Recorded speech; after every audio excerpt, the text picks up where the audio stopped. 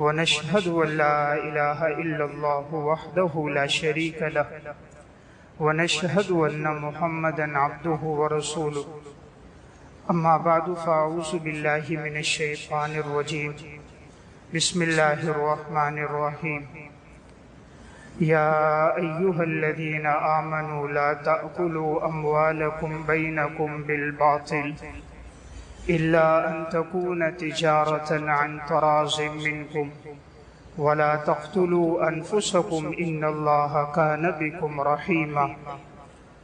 وقال الله تبارك وتعالى في مقام آخر رجال لا تلهيهم تجارة ولا بيع عن ذكر الله وإقام الصلاة وإيتاء الزكاة يخافون يوما تتقلب فيه القلوب والأبصار. وقال النبي صلى الله عليه وسلم التاجر الصدوق الأمين مع النبيين والصديقين والشهداء. وقال النبي صلى الله عليه وسلم الحلال بين والحرام بين وما بينهما مشتبهات فمن اتقى الشبهات فقد استبرأ لدينه وعرضه ومن وقع في الشبهات وقع في الحرام. وقال النبي صلى الله عليه وسلم يأتي على الناس زمان لا يبالي المرء ما أخذ منه أم من الحلال أم من الحرام. رواه البخاری. صدق اللہ العظیم. میرے انتہائی واجب الاحترام قابل صد احترام بھائیو، دوستو اور بزرگوں، قرآن کریم میں اللہ رب العزت نے ارشاد فرمایا یا ایھا الذین آمنوا لا تأکلوا اموالکم بینکم بالباطل. اے ایمان والو، تم آپس میں ایک دوسرے کا مال ناحق طریقے کے مطابق مت کھاؤ، اللہ یہ ہے کہ تم آپس میں تجارت کرو اور رضامندی کے ساتھ، خوش دلی کے ساتھ دوسرے کے مال کو استعمال کرو، اور تم اپنے آپ کو قتل نہ کرو، یعنی خودکشی کے گناہ سے اپنے آپ کو بچاؤ. اور یقیناً اللہ تعالیٰ اپنے بندوں پر بڑا مہربان ہے. دوسرے موقع پر ارشاد فرمایا رجال لا تلہیہم تجارت ولا بیع عن ذکر اللہ واقام الصلاة وایتاء الزکاة.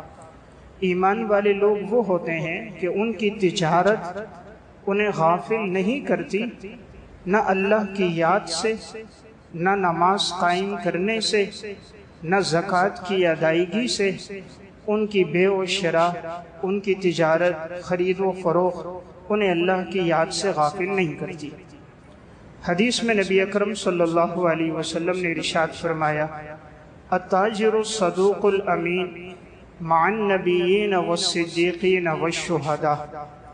سنن ترمذی کی روایت ہے کہ وہ تاجر جو سچ بولنے والا ہو، امانت دار ہو، وہ قیامت کے دن نبیوں کے ساتھ، شہداء کے ساتھ اور صالحین کے ساتھ اسے اٹھایا جائے گا.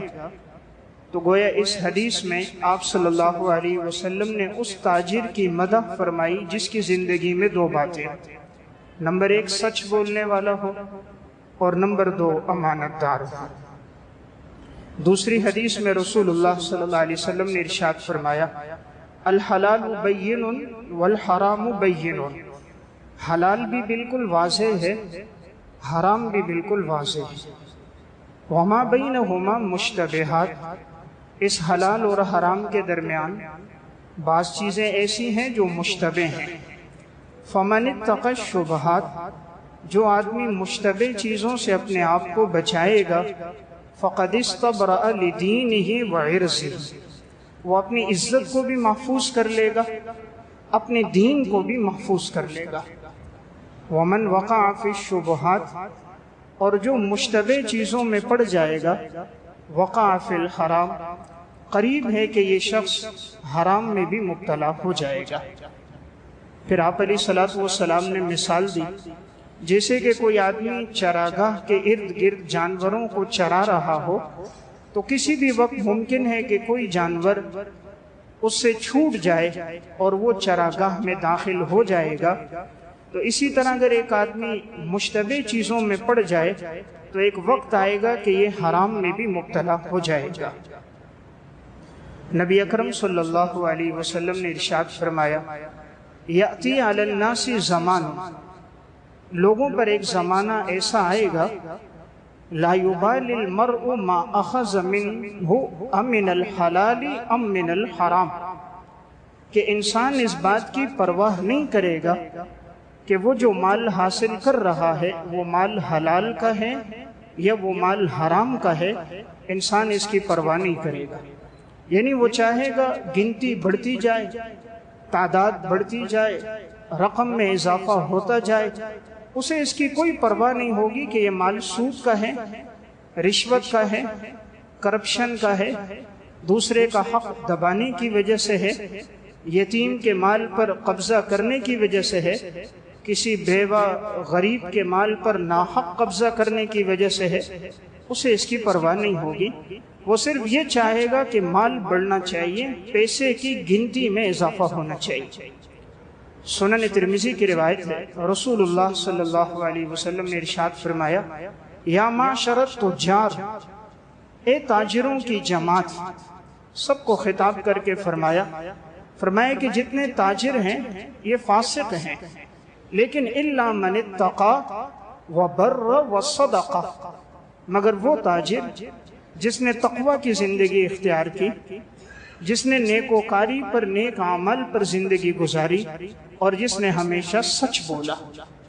تو آپ نے کہا تاجر فاجر ہیں، ہاں وہ محفوظ ہیں جن کی زندگی میں تین صفات ہیں، الا من اتقى، جو تقوی اختیار کرے، حرام سے اپنے آپ کو بچائے، وبر، نمبر 2 نیک اعمال میں اپنی زندگی گزارے، وصدق، نمبر 3 سچ بولے۔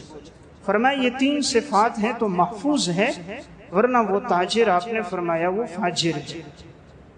تو میں عرض کر رہا ہوں، آج ہمارے بہت سے ساتھی ہیں الحمدللہ کاروبار کر رہے ہوتے ہیں، ہر ایک کے پاس کوئی نہ کوئی کاروبار اور مشغلہ ہے، ہر آدمی تقریباً تجارت کے اندر مصروف ہے، لیکن دیکھنے میں آتا ہے تجارت میں برکت نظر نہیں آ رہی، اس آمدنی سے ضرورتیں پوری ہوتی نظر نہیں آ رہی، اس مال کے آنے سے جھگڑے ختم نہیں ہو رہے، اس مال سے پرورش پانے والی بیوی بچے فرما بردار نہیں ہو رہے، اس مال کو استعمال کرنے والا جسم اللہ کی اطاعت میں زندگی نہیں گزار رہا، وہ مال آخرت پر اللہ کے نام پر آخرت کا سرمایہ بنانے میں صرف نہیں ہو رہا، اس مال کے بڑھنے سے پریشانیاں، تکلیفیں، آزمائشیں، مصیبتیں بڑھتی جا رہی ہیں، راتوں کی نیند، دن کا سکون ختم ہوتا جا رہا ہے۔ آخر کیا بات ہے؟ تجارت بھی ہو رہی ہے، مال کی گنتی میں اضافہ بھی ہو رہا ہے، دکان 1 سے 2 ہو گئی، فیکٹریاں 1 سے 2 ہو گئی، آمدنی 50,000 کی جگہ لاکھ روپے ہو گئی، کمانے والا 1 تھا آج 3 ہو گئے، پہلے گھر میں جو رقم آتی تھی وہ 60-70، اب آنے والی 2.5 سے 3 لاکھ روپے ہیں، لیکن اس سب کے باوجود سکون نہیں حاصل ہو رہا۔ آخر اس کے پیچھے وجوہات کیا ہیں؟ تو میں عرض کروں گا کہ تاجر کی زندگی میں کیا صفات ہونی چاہیے۔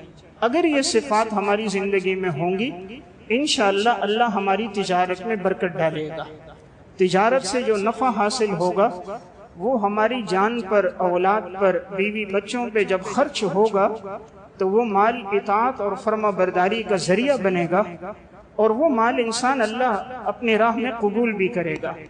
سب سے پہلی صفت ہے کہ تاجر اپنی زندگی میں تقوی لے کر آئے، یعنی جو بھی آدمی تجارت سے وابستہ ہے، خرید و فروخت سے، کام کرنے سے وابستہ ہے، پہلی چیز ہے زندگی میں تقوی۔ قرآن کریم میں اللہ رب العزت نے رزق کا جو وعدہ کیا ہے، وَلَوْ أَنَّ أَهْلَ الْقُرَىٰ آمَنُوا وَاتَّقَوْا لَفَتَحْنَا عَلَيْهِمْ بَرَكَاتٍ مِّنَ السَّمَاءِ وَالْأَرْضِ وَلَكِنْ كَذَّبُوا فَأَخَذْنَاهُمْ بِمَا كَانُوا يَكْسِبُونَ۔ اگر یہ بستی والے لوگ ایمان لے کر آتے اور تقوی اختیار کرتے، ہم آسمان اور زمین کے برکت کے دروازے ان کے لیے کھول دیتے، لیکن ان لوگوں نے جھٹلایا، نافرمانی کی، تو اس کی وجہ سے ہم نے ان کو دردناک عذاب میں پکڑ لیا بسبب ان کے اعمال کے۔ تو گویا قرآن کی اس آیت سے پتہ چلا جب زندگی میں تقوی ہوگا تو اللہ برکت کے دروازے کھول دے گا۔ اللہ تعالیٰ برکت کی کھڑکی کھول دے تب بھی کافی ہے، فرمایا نہیں ہم دروازے کھول دیں گے اگر تمہاری زندگیوں میں تقوی ہوگا۔ تقوی کا مطلب کیا ہے؟ اپنے آپ کو ناجائز چیزوں سے بچانا، جس چیز سے شریعت نے روکا ہے اس سے بچنا، یہ تقوی ہے۔ شریعت نے منع کر دیا یہ کام حرام ہے، دھوکہ نہیں دینا، شریعت نے منع کر دیا ملاوٹ نہیں کرنا، کسی کو نقصان نہیں پہنچانا، ذخیرہ اندوزی نہیں کرنی، مال میں ناجائز نفع حاصل نہیں کرنا، ماتحتوں پر ظلم و ستم نہیں کرنا، پیسہ سود پہ نہیں لینا، سود پر نہیں دینا، اپنے کاموں کو رشوت کے ذریعے حل نہیں کروانا، 1000 روپے کا بل ہو تو 1200 کا نہ بنوانا، دوسروں کی چیز میں عیوب نہ نکالنا، جھوٹی قسمیں نہ کھانا، اللہ اور اللہ کے رسول کے نام کو دنیا اور پیسے کے لیے غلط استعمال نہ کرنا، رسول اللہ صلی اللہ علیہ وسلم کے حلیے کو، آپ کی سنتوں کو، حضرات سلف کے طرز انداز کو، ان کے لباس اور وضاحت کو دنیا کے حصول کے لیے انسان استعمال نہ کرے کہ لباس تو پہنا اس نے صلحاء کا کام کر رہا ہے فساق فجار کی طرح،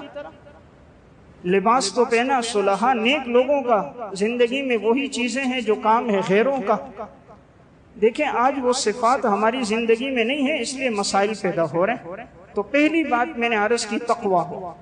حضرات سلف میں جتنے تاجر گزرے ہیں آپ ان میں جس کی زندگی دیکھو گے، ان لوگوں نے بڑی محتاط زندگی گزاری ہے، مرد تو مرد، عورتوں نے بھی۔ طبقات الحنابلہ میں واقعہ ہے، امام احمد بن حنبل اپنے بیٹے سے فرمانے لگے ایک دفعہ، بیٹا اس خاتون نے بھی مجھ سے مسئلہ پوچھ کر گئی ہے، دیکھو اس خاتون کا تعلق کس گھرانے سے ہے، میں نے آج تک اتنی احتیاط پر مبنی سوال کرتے ہوئے کسی کو نہیں دیکھا۔ مسئلہ پوچھنے والی عورت مسئلہ یہ پوچھ رہی تھی، کہا میں دیے کی روشنی میں اپنی روئی کو الگ الگ کرتی ہوں، اپنی روئی کی صفائی کرتی ہوں پھر فروخت کرتی ہوں، کبھی میرا دیا بجھ جاتا ہے اور میرے پاس اتنی رقم نہیں ہوتی کہ میں دیے میں تیل ڈال سکوں، تو میں بسا اوقات چاند کی روشنی میں اپنی روئی کی صفائی کرتی ہوں پھر روئی فروخت کرتی ہوں۔ کیا بیچتے وقت یہ بتانا چاہیے کہ یہ وہ روئی ہے جو چاند کی روشنی میں صاف ہوئی اور یہ وہ روئی ہے کہ جو دیے کی روشنی میں صاف ہوئی؟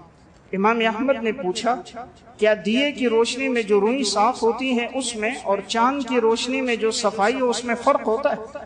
خاتون نے کہا جی فرق ہوتا ہے۔ امام احمد نے کہا بیچتے وقت پھر وضاحت کرنی چاہیے کہ یہ وہ روئی تھی جس کی صفائی دیے کی روشنی میں ہوئی اور یہ وہ روئی ہے جس کی میں نے صفائی کی چاند کی روشنی میں۔ خاتون نے کہا ٹھیک ہے، مسئلہ سن کر جانے لگی۔ امام احمد بیٹے سے کہنے لگے بیٹا میں نے زندگی میں اتنی احتیاط پر مبنی سوال کرتے ہوئے کسی کو نہیں دیکھا، دیکھو اس خاتون کا کس گھرانے سے تعلق ہے، کہاں اس کی تربیت ہوئی ہے، کن ماں باپ نے اس کے دل میں تقوی ڈالا ہے، خوف خدا کی یہ کیفیت کن لوگوں کی صحبت سے حاصل ہوئی ہے، اس گھرانے کا پتہ کرو۔ بیٹا پیچھے پیچھے گیا، خاتون جس گھر میں داخل ہوئی پتہ چلا وہ اس دور کے بڑے اللہ والے بزرگ حضرت بشر حافی رحمت اللہ علیہ کے ہمشیرہ تھی۔ حضرت بشر حافی اپنے دور کے بڑے اللہ والے بزرگ گزرے، پتہ چلا کہ یہ اس کی بہن ہے۔ امام احمد کو آ کر بتایا، فرمایا کہ مجھے بھی یہی لگ رہا تھا یہ کوئی عام خاتون نہیں ہوگی، اس گھرانے سے تعلق ہوگا کہ جن کی زندگیوں میں احتیاط ہے۔ تو میرا واقعہ سنانے کا مقصد تاجر یہ لوگ بھی تھے، کاروبار یہ لوگ بھی کرتے تھے لیکن احتیاط کے ساتھ کرتے تھے، اس لیے اللہ تعالیٰ نے ان لوگوں کے رزق میں برکتیں عطا فرمائی تھی۔ طبقات الحنابلہ میں اور صفت الصفوہ میں واقعہ ہے، حضرت میمونہ بنت اقرع رحمہ اللہ ایک نیک صالحہ خاتون گزری، امام احمد کے سامنے ان کا تذکرہ ہوا کہ وہ مسئلہ پوچھنے آئی تھی اور یہ بات کہہ رہی تھی کہ میں جو روئی کو سلائی کرتی ہوں تکیے میں سراندوں میں ڈال کر اور مختلف چیزیں جب بناتی ہوں تو بسا اوقات دن میں میرا اکثر روزہ ہوتا ہے، تو روزے کی حالت میں جب سلائی ہوتی ہے تو ہاتھوں میں اتنی طاقت نہیں ہوتی، تو بسا اوقات جسم میں ڈھیلا پن ہوتا ہے، کمزوری ہوتی ہے بھوک کی وجہ سے، تو صحیح سلائی نہیں ہو پاتی۔ تو اب جب وہ مسئلہ انہوں نے پوچھا امام احمد سے، امام احمد نے کہا جب آپ نے سلائی کر دی، خریدنے والا سلائی دیکھے گا، پسند آئی تو لے لے گا، کوئی حرج کی بات نہیں۔ اب وہ جب سامان دینے کے لیے دکاندار کے پاس گئیں کہ یہ تکیہ، یہ سراندو جب تم بیچو گے تو بیچتے وقت یہ بتا دینا کہ یہ سلائی میں نے کی تھی دن میں، لیکن روزے کی حالت میں تھی تو ہاتھ میں کبھی ڈھیلا پن ہوتا تھا، اس لیے ہو سکتا ہے کسی جگہ سلائی پختہ ہو، کسی جگہ سلائی اچھی نہ ہو، مضبوط نہ ہو، تو بیچتے وقت یہ ضرور بتا دینا۔ دکاندار نے کہا ٹھیک ہے۔ جب میمونہ اقرا واپس آنے لگی، کہا ہو سکتا ہے یہ نہ بتائیں، پھر دکاندار کے پاس گئی اور وہ اپنا تکیہ اور وہ سراندو تلائی واپس لے کے جانے لگی۔ اس نے کہا ابھی تو آپ نے لایا تھا فروخت کرنے کے لیے۔ کہا میں لائی تھی لیکن مجھے پتا چلتا ہے ہو سکتا ہے آپ نہ بتاؤ اور اس طرح فروخت کر دو، تو جب آپ فروخت کرو گے تو یہ کہیں رقم مشتبہ نہ ہو جائے کہ میں نے ان کو بنایا اس وقت میرے ہاتھ میں اتنی طاقت نہیں ہوتی تھی روزے کی حالت میں، کہیں لقمہ مشتبہ ہوگا، اللہ کے انوارات ختم نہ ہو جائیں، دوبارہ اٹھا کر گھر لے کر آگئے۔ امام احمد نے فرمایا اتنی احتیاط پر مبنی زندگی میں نے مردوں میں نہیں دیکھی جو ان عورتوں میں موجود ہے۔ تو میں ایک بات عرض کر رہا تھا، تجارت نفع مند تب ہوگی، اس کے ثمرات فوائد تب حاصل ہوں گے جب تجارت کرنے والا، کاروبار کرنے والا، دکان چلانے والا، ریڑھی چلانے والا، اس کی زندگی میں تقویٰ ہوگا۔ انسان اللہ سے کوئی چیز نہیں چھپا سکتا۔ لا یعزب عنہ مثقال ذرۃ فی السماوات ولا فی الارض، رائی کے دانے کے برابر کوئی چیز تیرے اللہ سے پوشیدہ نہیں۔ انسان کو دھوکہ دے سکتا ہے، اپنے اللہ کو تو دھوکہ نہیں دے سکتا۔ وہ لطیف ہے، خبیر ہے، بصیر ہے، علیم ہے، کوئی چیز اللہ سے پوشیدہ نہیں۔ ہماری سلف کی تجارت میں برکت اس لیے تھی، ان کی زندگی میں احتیاط بہت تھی۔ قوت القلوب میں واقعہ ہے، محمد بن منقدر رحمت اللہ علیہ بڑے اللہ والے بزرگ گزرے، ان کی ایک دکان تھی جس میں چاندی کی چیزیں فروخت ہوتی تھی۔ اس نے اپنے بھتیجے کو بٹھایا ہوا تھا دکان پہ، خود حضرت چکر لگاتے تھے۔ ایک دفعہ نماز پڑھ کے آ رہے تھے تو دیکھا کہ ان کی دکان سے کسی نے چاندی خریدی تھی اور وہ راستے میں آ رہا تھا۔ محمد بن منقدر رحمت اللہ علیہ دیکھ کر پہچان گئے، فرمائے کہ بھائی یہ کہاں سے خریدی؟ کہا جی فلان جگہ سے۔ کہا جی کتنے میں خریدی؟ تو اس نے آگے سے جواب دیا 10 درہم میں خریدی۔ اب اس چیز کی قیمت تھی 5 درہم، چاندی کے اس ٹکڑے کی۔ محمد بن منقدر رحمت اللہ علیہ نے اس کا ہاتھ پکڑا، اس کو لے کر آئے، کہا یہ دکان در حقیقت میری ہے، میں نے اپنے بھتیجے کو بٹھایا، اس چیز کی قیمت 10 درہم نہیں ہے، اس کی قیمت 5 درہم ہے۔ اس نے آپ سے 5 درہم ناجائز نفع لیا۔ آئے اور اپنے بھتیجے پہ غصہ ہو گئے کہ بیٹا میں نے آپ کو دکان پہ بٹھایا تھا اس لیے کہ تم حلال کا نفع کمانا اور تم حرام کا نفع لے رہے ہو، چیز 5 درہم کی ہے، تم فروخت 10 درہم میں کر رہے ہو، دوبارہ میری دکان پر نہیں بیٹھنا، میں نہیں چاہتا کہ میرا رزق حرام ہو جائے۔ پھر وہ شخص سے کہا کہ یہ آپ نے جو خریدی ہے یہ 5 کی ہے، 5 درہم اس کو واپس دیے۔ اس نے کہا یہ چیز تو ہمارے شہر میں 10 درہم کی بکتی ہے، وہ مسافر تھا۔ فرمایا بھائی وہاں اگر کوئی بیچتا ہے اس کا عمل ہے، لیکن یہاں یہ 5 درہم کی ہے۔ اس نے کہا حضرت میں اس پہ راضی ہوں، کوئی مسئلہ نہیں۔ فرمایا تم راضی ہو، میں تو راضی نہیں۔ اسلام کہتا ہے الدین النصیحہ، دین نام خیر خواہی کا، دوسروں کی خیر خواہی کرو، جیسے میں اپنے لیے پسند کرتا ہوں ویسے میں تمہارے لیے بھی یہی پسند کرتا ہوں۔ ایمان کی نشانی یہ ہے لا یؤمن احدکم حتی یحب لاخیہ ما یحب لنفسہ۔ صحیح مسلم کی روایت ہے، نبی اکرم صلی اللہ علیہ وسلم نے ارشاد فرمایا تم میں سے کوئی شخص اس وقت تک مسلمان نہیں ہو سکتا جب تک وہ دوسرے کے لیے وہ چیز پسند نہ کرے جو وہ اپنے لیے پسند کرتا ہے۔ تو فرمایا میں جب پسند نہیں کرتا، مجھے کوئی 5 کی چیز 10 میں دے تو میں تمہارے لیے بھی نہیں کرتا۔ اب تمہیں اختیار ہے 3 باتوں کا، یا تو تم 5 درہم میں یہ لے لو، 5 درہم ہم سے واپس لے لو، نمبر 2 یا 10 درہم والی جو چاندی کے ٹکڑے وہ ہم سے لے لو، اور یا نمبر 3 تم ایسا کرو کہ پھر یہ رکھ دو، اپنی قیمت لے کے چلے جاؤ، اس حال میں تمہیں نہیں چھوڑ سکتا، یا تو چیز رکھو 5 درہم اپنے 10 درہم لو چلے جاؤ۔ یا 10 درہم والی چاندی اٹھا لو یا 5 درہم میں لے کر 5 ہم سے واپس لے لو۔ اس نے 5 درہم واپس لے لیے۔ جب وہ جانے لگا، راستے میں گزر رہا تھا، اس نے کسی سے پوچھا یہ جو بزرگ میرا ہاتھ پکڑ کر مجھے دکان پہ لے کر گیا، 5 درہم اس نے مجھے واپس کیے بڑی تاکید کے ساتھ، میں نے زندگی میں اتنی احتیاط کسی انسان میں نہیں دیکھی، یہ کون ہے؟ انہوں نے کہا تمہیں نہیں معلوم؟ کہا ہمیں یہ نہیں معلوم۔ کہا یہ ہمارے اس شہر کے معروف عالم اور بزرگ محمد بن منقدر رحمت اللہ علیہ۔ اس نوجوان نے جب یہ بات سنی تو اس نے کہا یہ تو وہی شخص ہے۔ نوجوان مسافر تھا، کہا ہمارے علاقے میں بارش نہیں ہو رہی تھی تو میں ایک عالم کے پاس گیا تھا، بارش نہیں برس رہی۔ اس نے کہا اللہ سے بھی دعا کرو، مانگتے رہو، ساتھ محمد بن منقدر بڑے نیک صالح آدمی ہیں، ان سے جا کر دعاؤں کی درخواست کرو، امید ہے اللہ تعالیٰ بارش برسائے گا۔ کہا ہمارا ایک ساتھی یہاں آیا تھا، اس نے ان سے کہا تھا حضرت نے دعا کی تھی، اللہ نے بارش برسائی تھی، آج مجھے پتا چلا جن کی دعاؤں پہ بارشیں برستی ہیں ان کی زندگیوں میں اتنا تقوی ہوتا ہے، جن کے ہاتھوں کو رب خالی نہیں لوٹاتا ان کی زندگیاں احتیاط پر مبنی ہوتی ہیں۔ اس لیے میں ایک بات عرض کر رہا تھا، تاجر کا پہلا وصف تقوی، احتیاط پر جتنی زندگی ہوگی اولادیں بھی فرما بردار ہوں گی، وہ مال اللہ اپنے راستے میں قبول بھی کرے گا، وہ مال نسلوں کے لیے نفع کا ذریعہ بھی بنے گا۔ آج تجارت ضرور ہے لیکن تاجر کی صفات جو رسول اللہ صلی اللہ علیہ وسلم بیان فرما رہے ہیں، الا من اتقى، تاجر وہ ہوگا جس کی زندگی میں تقوی ہو۔ آج یہ احتیاط ہماری زندگیوں میں نہیں۔ حضرات صحابہ اور سلف بڑی محتاط تجارت کر کے دنیا سے چلے گئے، بڑی احتیاط سے زندگی انہوں نے گزاری۔ موطا مالک کی روایت ہے، حضرت عمر رضی اللہ تعالیٰ عنہ کے پاس ایک شخص دودھ لے کر آیا، حضرت عمر سے فرمایا حضرت آپ کے لیے ہدیہ ہے۔ حضرت عمر رضی اللہ تعالیٰ عنہ نے دیکھا لانے والا نیک صالح ہے، اچھا آدمی ہے، حضرت نے لے لیا۔ جیسے ایک گھونٹ مارا حضرت کو فوراً احساس ہوا کہیں یہ چیز حرام کی تو نہیں۔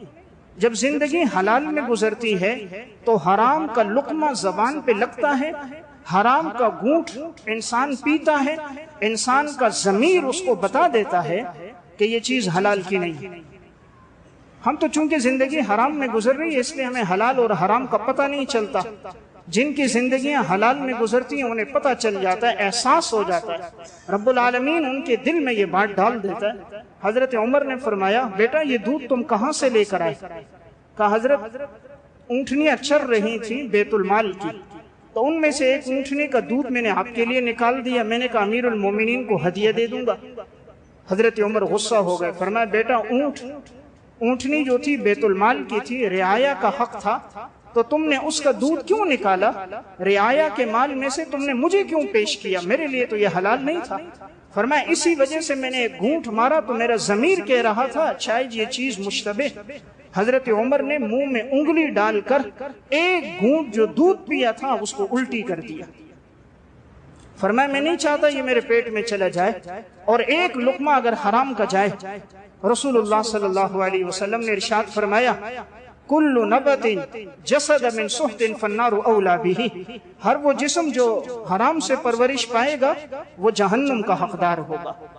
اس لیے حضرت صدیق اکبر نے ایک لقمہ لے لیا تھا، صحیح بخاری اور حلیۃ الاولیاء میں ہے، بار بار منہ میں انگلی ڈال کر قے کرتے تھے کسی طرح یہ مشتبہ لقمہ پیٹ سے باہر آ جائے۔ فرمایا یہ میری جان لے لے میں جان دے دوں گا لیکن اس لقمے کو باہر نکالوں گا۔ تو میں عرض کر رہا تھا پہلی صفت کہ کامیاب تاجر وہ ہوگا جس کی زندگی میں تقوی ہو۔ محتاط زندگی جتنی ہوگی اللہ تعالیٰ اس کے اچھے اثرات انسان کی اپنی زندگی میں، آنے والوں کی زندگی میں وہ اثرات نظر آئیں گے۔ آج ہمارے کاروبار میں معاملات میں احتیاط نہیں، ہم نے دین صرف نماز روزے کو سمجھا، ہم نے دین صرف عبادت کو سمجھا، اعمال کو زندگی سے نکال دیا، حالانکہ اعمال کا بڑا اثر ہے انسان کی زندگی پر اور انسان کی نسلوں پر۔ امام بیہقی کے الزہد الکبیر میں ہے کہ ایک نوجوان عبادت پہ لگا، ابلیس اپنے کارندوں سے کہنے لگا اس نے عبادت شروع کر دی ہے، کتنے عرصے سے؟ کہا اتنے دن ہو گئے یہ عبادت کر رہا۔ ابلیس نے اپنے کارندوں سے کہا، اپنے جو چھوٹے شیطان تھے ان سے کہا دیکھو اس کی کمائی کون سی ہے، اس کی کمائی کے بارے میں مجھے بتاؤ۔ وہ گئے تحقیق تفتیش کی، اگلے دن دیکھتے رہے کہاں سے کما رہا ہے، کہاں سے پیسہ لیتا ہے، کیا کاروبار کرتا ہے۔ اگلے دن آ کر ابلیس کو بتایا فلاں فلاں جگہ سے لیتا ہے۔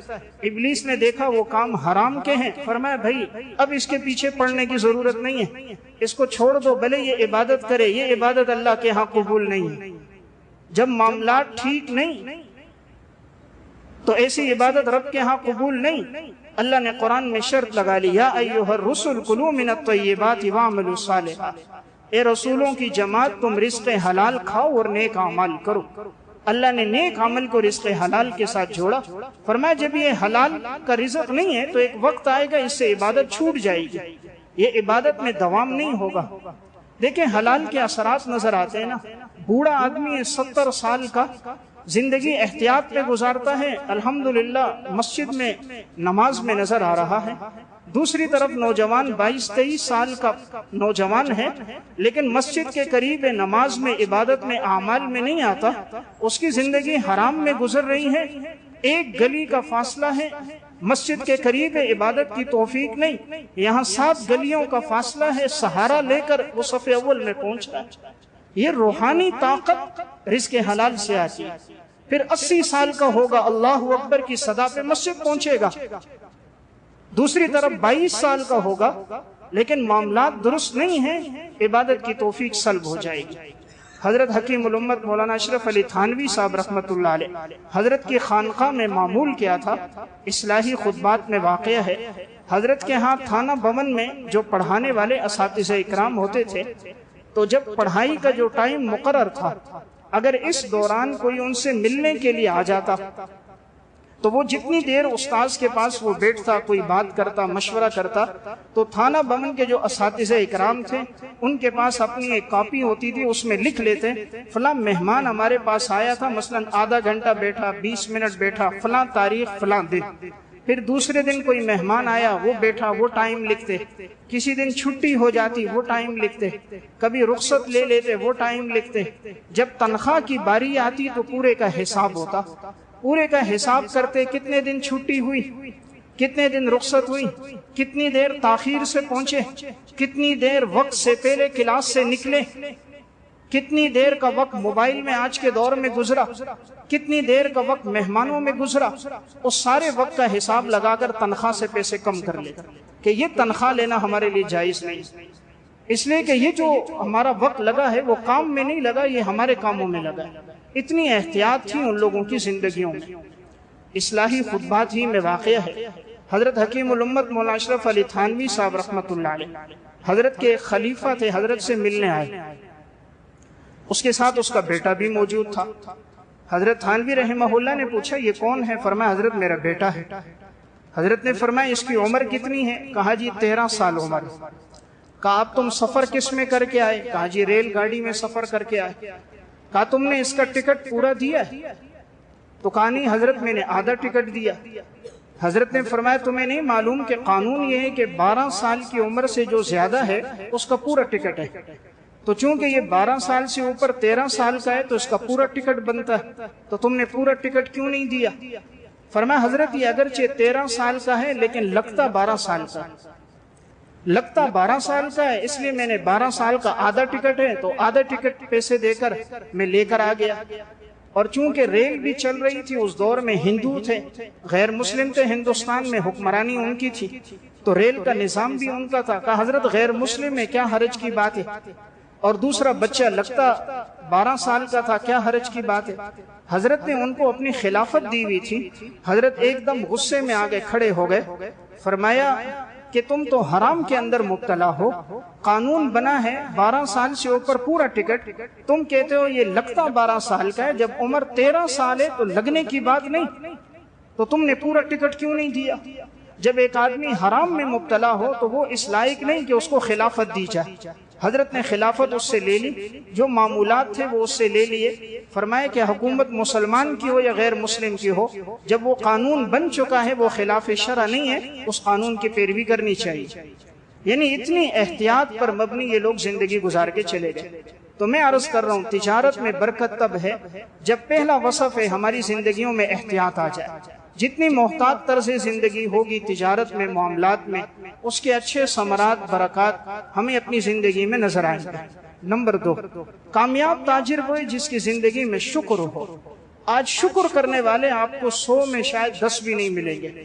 جس کسی تاجر سے بیٹھو، بات کرو، اس کی گفتگو سنو، پہلی بات جو زبان پر آئے گی وہ ناشکری کے کلمات ہوں گے۔ مہنگائی اتنی زیادہ ہے، حالات ایسے چل رہے ہیں، اتنی پریشانیاں، اتنی مصیبتیں، اتنی تکلیفیں، یہ ساری پریشانیاں گنواتے ہیں، رب کی نعمتوں کا تذکرہ نہیں کرتے۔ جو رب نے نعمتیں عطا فرمائی ہیں کہ 20 لاکھ روپے اکاؤنٹ میں پڑا ہوا ہے، اپنی گاڑی، اپنا مکان، آنکھوں میں بینائی، کانوں میں شنوائی، زبان میں گویائی، چلنے کی صلاحیت، یہ ساری نعمتیں جو رب نے عطا فرمائی وہ زبان پر نہیں آتی۔ ہاں کوئی بات اگر کبھی وقتی نقصان ہو گیا، ناشکری کے کلمات فوراً زبان پر۔ اللہ کو وہی لوگ پسند ہیں جن کی زبان پہ شکر ہو۔ اس لیے ہمیشہ اللہ جس حال پہ رکھے، یا اللہ تیرا شکر ہے۔ ہر مصیبت سے بڑی مصیبت موجود ہوتی ہے۔ انسان کبھی نہ سمجھے یہ مصیبت بڑی ہے۔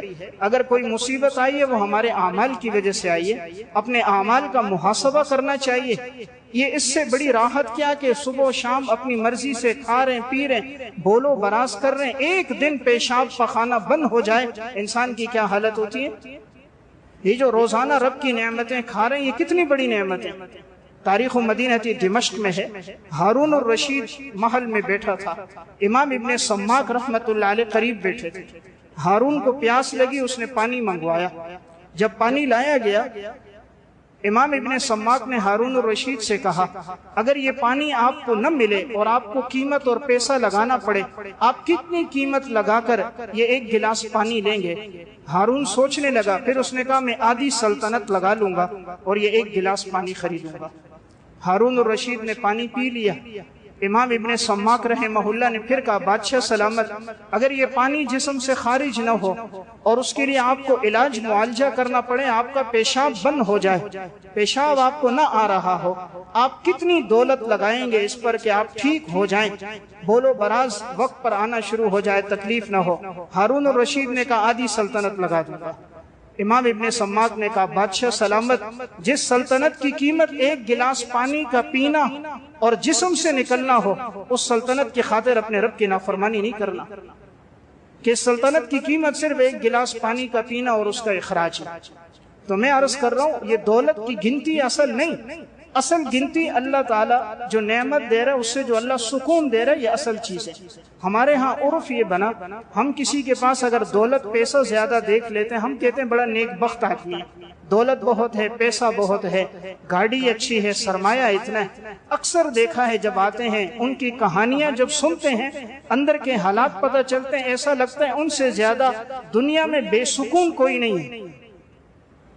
حضرت تھانوی صاحب رحمت اللہ علیہ کے خطبات میں واقعہ فرمایا، ایک نواب صاحب تھے، اس دور میں ان کے پاس لاکھوں روپے تھا، لیکن ان کا معدہ کوئی چیز ہضم نہیں کر سکتا تھا، جب کھاتے قے ہو جاتی تو طبیبوں نے کہا تھا تم قیمہ لو اور اس کو ململ کے کپڑے میں ڈال کر اس کے اوپر سے پانی ڈالو اور پھر اس پانی کو نچوڑو، وہ پانی تم پی لیا کرو، یہ تمہاری غذا ہے۔ اس کے علاوہ وہ جو کھاتا تھا اس کو الٹی ہو جاتی تھی، معدہ ہضم نہیں کرتا تھا۔ تو نواب لاکھوں روپے کا مالک تھا، لیکن ساری زندگی قیمے میں پانی ڈال کر ململ کے کپڑے میں پھر اس کا وہ جو رس نکال لیتا، اس رس کو پیتا تھا، پوری زندگی یہی ایک غذا تھی۔ یہ جو آج اللہ نے زبان پر اتنی نعمتوں کے ٹیسٹ رکھے، صبح کھا رہے ہیں، دوپہر کھا رہے ہیں، یہ اللہ کا بہت بڑا احسان ہے کہ رب العالمین نے یہ ساری چیزیں عطا کی ہیں۔ تو میں عرض کر رہا ہوں، اللہ تعالیٰ کی نعمتوں کا ہمیشہ شکر ہونا چاہیے جو اللہ نے عطا کی۔ اور کامیاب تاجر کی زندگی کا ایک وصف دیکھو گے، ان کی زندگیوں میں سخاوت ہے۔ اللہ نے جو دیا وہ اللہ کے نام پہ خرچ کر رہے ہوتے ہیں، اس لیے رب العالمین بھی ان کو خوب دیتا ہے۔ جب اللہ نے دیا، انہوں نے بھی رب کے نام پہ خوب دیا۔ رب العالمین کی عطائیں بھی اسی طرح۔ کلکتہ میں ایک تاجر گزرے تھے، فیروز نام تھا ان کا۔ حالانکہ اس کا کاروبار یہ تھا کہ یہ بنیان اور موزے، رومال یہ فروخت کرتا تھا۔ اللہ نے اس کو خوب نوازا۔ ابتدا میں حالت یہ تھی کہ یہ خود بتاتا تھا کہ میرے پاس کچھ نہیں ہوتا تھا اور میں فٹ پاتھ پر موزے بیچتا تھا۔ ایک رات سردی بہت زیادہ تھی تو میرے پاس لحاف نہیں تھا، تو میں رات کو بھاگا تاکہ بھاگنے سے پسینہ آ جائے، جسم میں تھوڑی گرمی ہو جائے اور مجھے ٹھنڈک کا احساس نہ ہو۔ تو رات کے اندھیرے میں بھاگتا بھاگتا یہ تاجر کہتا ہے میں گر گیا۔ جب میں گرا تو مجھے بڑی چوٹ آ گئی، میں فٹ پاتھ پہ لیٹ گیا۔ اتنے میں ایک نیک آدمی وہاں سے گزرا، مجھے دیکھا میں تکلیف کی حالت میں کرا رہا ہوں تو وہ مجھے لے کر اپنے گھر گیا، جو زخم تھا اس پہ پٹی وغیرہ لگائی، دعا بھی دی، کھانا بھی کھلایا۔ پھر اس نے کہا اللہ برکت دے گا، لیکن اپنی حالت کو کبھی نہ بھولنا، آج اللہ نے تمہیں اتنا عطا فرمایا، مستقبل میں جب اللہ رب العزت عطا فرما دے اپنے ماضی کو فراموش نہ کرنا۔ کہ اللہ نے پھر اس کے بعد اس شخص کو اتنا دیا، اللہ کے نام پر بھی ایسا خرچ کرتا تھا۔ ایک مسجد کے امام صاحب آئے، مسجد کی تعمیرات کا کام ہو رہا تھا، انہوں نے کہا جی کچھ ضرورت ہے تو آپ اس میں اپنا حصہ ڈال دیں۔ انہوں نے چیک بک اس کو دے دی، کہا بھئی جتنی ضرورت ہے مسجد میں اتنا لکھ دو۔ اس نے اس دور میں 1000 روپیہ لکھ دیا کہ 1000 روپے کی ضرورت ہے، مسجد کا فلاں فلاں کام ہے۔ یہ جو تاجر تھا فیروز، اس نے وہ بک لی، اس نے ایک صفر اور بڑھا دیا، 1000 کی جگہ 10,000 روپے، اور اس کو وہ چیک پھاڑ کے دے دیا، فرمایا جو ضرورت ہے اس سے پوری کر دو، جب دوبارہ ہوگی انشاءاللہ آ جانا۔ اللہ نے ایسی تجارت میں شخص کی برکت رکھی تھی، رب کے نام پہ دیتا تھا کہ جاپان تک اس کا مال جاتا تھا۔ آج بھی اس کے مال میں کلکتہ میں، بمبئی میں اللہ نے خوب تجارت میں اس کی برکت دی تھی۔ تو بنیادی چیز وہ لوگ ایسے تھے، وہ اللہ کے نام پر غریبوں میں، یتیموں میں، بیواؤں میں وہ تاجر تقسیم کرتے تھے، اللہ بہترین بدلہ دیتا تھا۔ ایک دفعہ اسی تاجر کے پاس یہ اپنے دفتر میں بیٹھا تھا تو سامنے شیشے میں ایک مسجد کا خوبصورت ماڈل تھا، وہ چاندی کا بنا ہوا تھا جیسے نقشہ ہوتا ہے، تو اس دور میں چاندی کی وہ خوبصورت چھوٹی سی مسجد کا ایک ماڈل اس کے سامنے رکھا ہوا تھا۔ مولانا عبدالرزاق ملیح آبادی رحمت اللہ علیہ بڑے عالم گزرے، کہتے ہیں جب وہاں چکر لگا میں نے وہ دیکھا، مجھے بہت پسند آیا، میں نے پوچھا ماشاءاللہ یہ بڑی خوبصورت مسجد کا ایک ماڈل بنا ہے، اس کا پیچھے واقعہ اور پس منظر کیا ہے جو تم نے یہاں رکھی ہے؟ وہ خاموش رہے، نہیں بتا رہے تھے۔ تو میں نے جب اصرار کیا تو ان کی آنکھوں میں آنسو آ گئے۔ کہا حضرت بات یہ ہے کہ یہ جو میرا چھوٹا موٹا کام تھا، موزے کا، بنیان کا، یہ کام چلتا رہا، تو اس دور میں تاجر جاپان گئے۔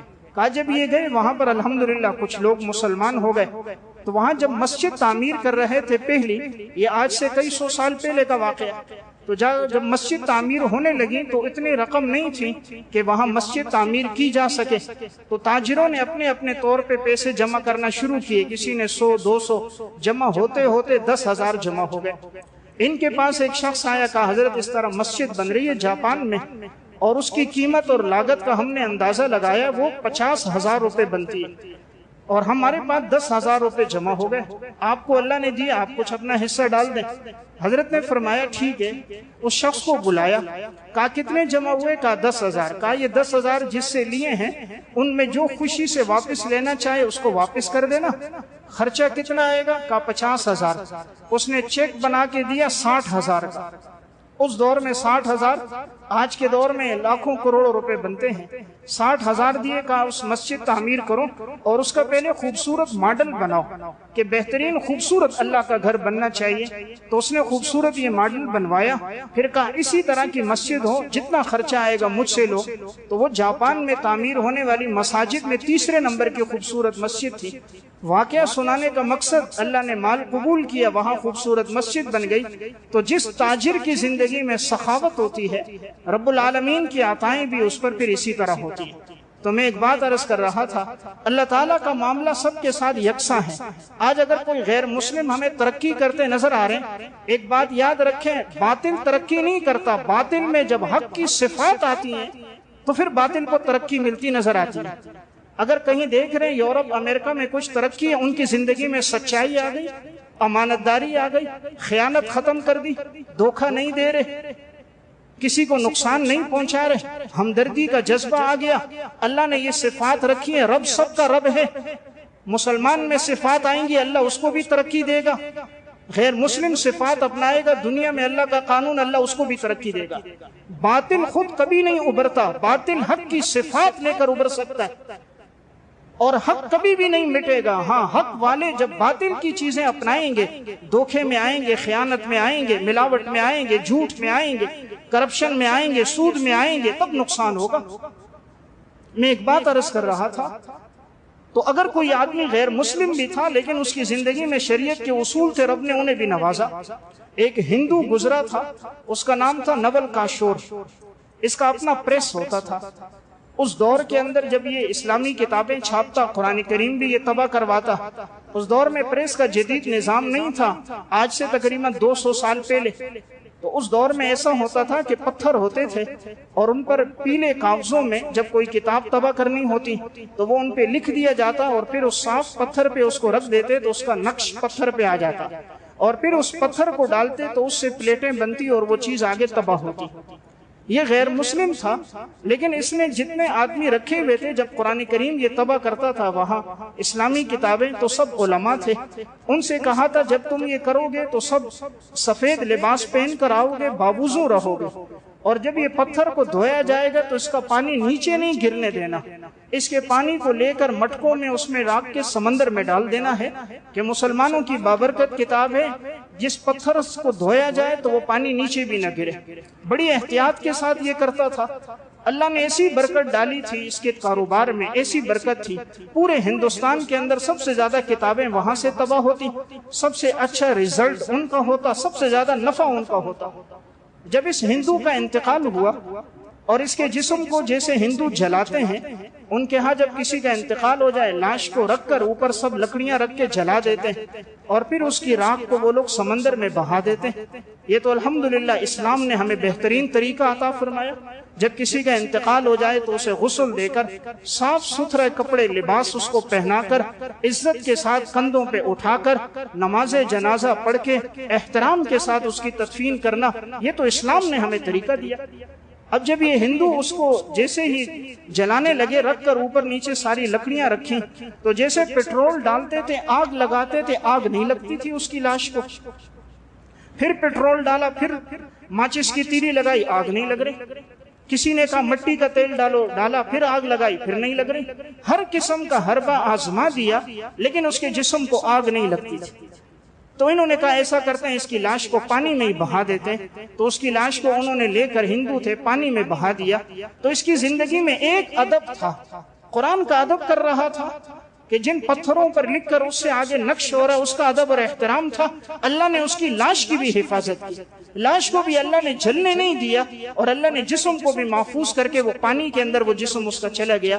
تو میرے واقعہ سنانے کا مقصد ہے، جن تاجروں کی زندگی میں اوصاف ہوتے ہیں رب العالمین کا بدلہ ان کے ساتھ نقد ہوتا ہے، تو رب العالمین انہیں بدلہ دے رہا ہوتا ہے۔ مسلمانوں میں تاجر تھے عبد الرحمن ابن عوف، مدینہ آئے تھے، ان کے پاس کچھ بھی نہیں تھا لیکن سخاوت کے ساتھ زندگی گزاری، شریعت کے اصولوں پہ رہے۔ جب انتقال ہوا ہے تو ان کی میراث کے اندر 12 لاکھ دینار موجود تھے، 12 لاکھ سونے کے سکے، جس کی مالیت آج کے دور کے اندر لگائی جائے 90 ارب روپے بنتا ہے۔ اللہ نے اتنا عطا فرمایا، پیچھے وجہ کیا تھی؟ تجارت شریعت کے اصولوں پر تھی۔ جب اصولوں پر ہوتی ہے رب العالمین کی عطائیں بھی خوب ہوتی ہیں۔ اس لیے ہماری کوشش ہو ہماری جو تجارت کاروبار ہو شریعت کے تقاضوں پر ہو، انشاءاللہ ہم اس کی برکات اپنی زندگی میں محسوس کریں گے، اپنی اولاد میں بھی محسوس کریں گے۔ اللہ ہم سب کو عمل کی توفیق عطا فرمائے۔